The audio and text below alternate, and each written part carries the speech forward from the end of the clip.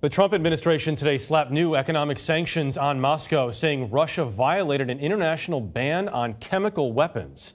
Major Garrett has more on this. The sanctions penalize Russia for a nerve agent attack against a former Russian military officer turned British spy and his daughter.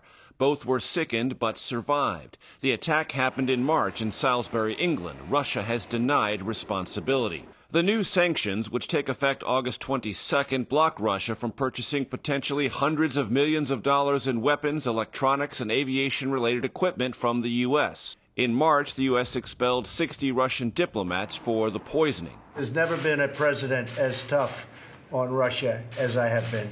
But even as his administration has taken action, the president himself continues to make overtures to the Kremlin. Today, he sent a letter to President Vladimir Putin introducing Kentucky Republican Senator Rand Paul, who was visiting Moscow. We want to have open lines of communication. Last week at a campaign rally in Pennsylvania, Mr. Trump touted his relationship with the Russian president. But I got along great with Putin.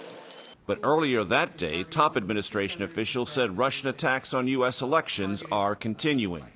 We continue to see a pervasive messaging campaign by Russia to try to weaken and divide the United States. Recently at the White House, the president discussed the agenda of this Moscow trip with Senator Paul, and he approved the letter that Paul gave to Vladimir Putin. That letter seeks cooperation on counterterrorism and Ukraine and Syria, armed conflicts where the U.S. and Russia have interests that are very much at odds.